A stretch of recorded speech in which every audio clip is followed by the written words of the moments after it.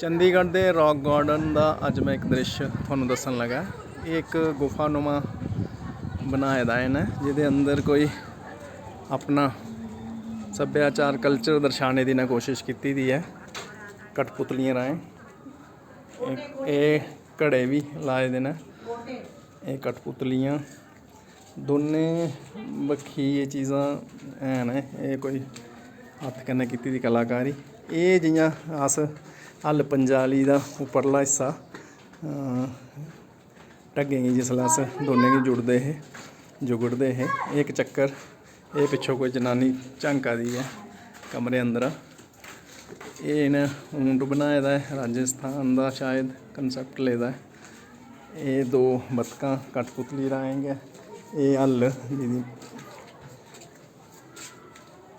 अंदर का दृश्य थोड़ा इत्थे भी कठपुतलियां। ये गोटे जिहड़ा साड़ा पुराना कल्चर अस दीवारें उपर इन्हें लाइए तो बाद च बालने के काम आते हैं।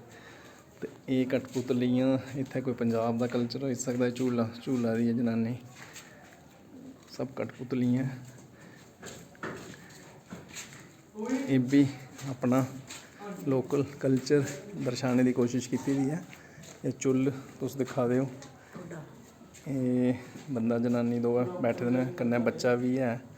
ये साढ़े फौजी साहब भी इत्थे आए दे ने, ये भी वीडियो बना दे ने।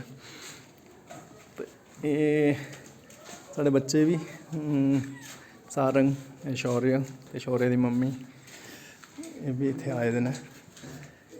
कठपुतलियां राहें ये भी बेचारी कल्ली बैठी दी है, कदों इहदा घर आह्ला आग तो इसलिए कोई दिन कटोंगन खरे। ये देखो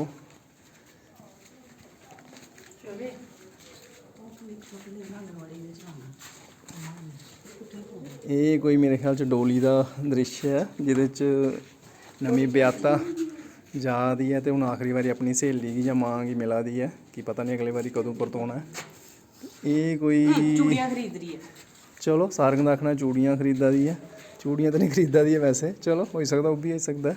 ये देखो ये कोई बाबा जी ने, हुण पता नहीं कोई दूआ वाला रावण वाला दृश्य नहीं होगा कि सीता की हरण करना आए दे हुण। ये साढ़े सरदार साहब बैठे दे ने। इधर भी दो औरतां आपू च गलबात करा दी ने। ये कोई मही जिसी अस आखने हैं, क्योंकि काली है तो इस करिए मही के आखी सकने, गाई तो नहीं लगा दी है।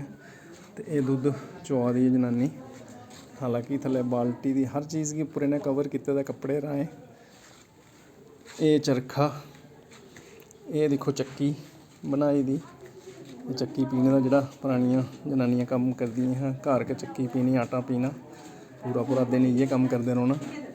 तो ये चरखा, ये भी कोई अंदर बलगा दी है शायद, आटा कुछ ला फुलके बना। ये हर्ष होर ने चंडीगढ़ के रौंदे ने, इनकी वजह कन्नै अज अस सारा दिक्खी पाने। चलो जी, मी लगता उन्हें खत्म पर होने पर आई है नहीं, अजे भी घड़े चुके दे। ये खूह पुराना दस्से दा इन्हें, हालांकि इत्थे थोड़ा न्हेरा है पूरी चाली कन्नै, पता नहीं तुहानूं लब्भा दा जां नहीं।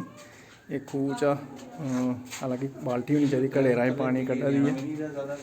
ते ये थोड़ा ढोलकी थोड़ा संगीत के हिसाब कन्नै बाजे बजा दे न। ये बरात का दृश्य है जी पूरा, चलो समझाई जेड़ा ये पूरा बरात का दृश्य है। ये अगे ढोलकी बजा दे न, ये पीपनी बाजा बजा दा, ते पिछे लाड़ा घोड़े पर चढ़े दा, ते पिछे ओहदी माँ बूआ चाचियाँ, ये पिछे कन्नै कुड़ी भी है पिछे डोली उपर, उसी चुक्कियै लेई जा करदे न। डोली का कंसैप्ट जिहड़ा पुराना पहले हुंदा हा। ते बरात मती है सतीले दी, पता नहीं रुट्टी का इंतजाम इन्ना होए दा जां नहीं होए दा, पर काफ़ी बरात है। देखो मुक्का दी नहीं है, पिछे दा बरात गै बरात है। तो कुछ साढ़े आह्ली पक्खी दा भी आए दे न, शौर्या ते सारंग। इधर भी थोड़ा सा दिखी सकते हो।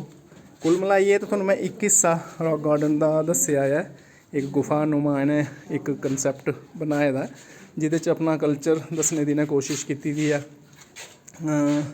ये जेह्ड़े कोई उपले आखदा, कोई गोटे आखदा, पाथियां आखदा, ये जेह्ड़ा लाइए सेव करने का कि बाद चों इस्तेमाल करने के काम आंगन, वो तरीका दस्से दा। ये बैलें की जोड़ी जिहड़ी हल बांधे हे, अज ये चीज़ खत्म हुई है, ट्रैक्टर ने इनकी जगह ले ली है। मशीनी युग आई गेदा ये बंदा हल बाह् दा। ते ये दिक्खो ये भी पूरा एक ग्रांऽ दा कल्चर, ग्रांऽ दे लोक ते हून समाप्ति उप्पर आई है। कुल मलाइयै मैं आखांगा कि मैं तुहानूं जियां पैह्लें बी आखेआ कि एक किस्सा दस्सेआ, रॉक गार्डन दा एक्सपीरियंस काफ़ी अच्छा रहा, तुस भी जरूर इत्थै आओ। हून एह् बाह्र जंदे जंदे मैं थोह्ड़ा बाह्र दा थुहानूं एक मासा हारा, हालांकि एह्दे अंदर दबारा कोई गुफा दे अंदर भी ने गुफा बनाई दी है और एह् कुछ नहीं एह् उत्थै गै अस निकली जित्थै पैह्लें गे हे सारंगी शायद इ'नेंगी बी भलेखा लग्गेआ हून अस बाह्र निकली गै जन्ने। ते बाह्र एह् दृश्य काफ़ी खु'ल्ला, बच्चे झूले लै दे बड्डे बी लै दे सारा।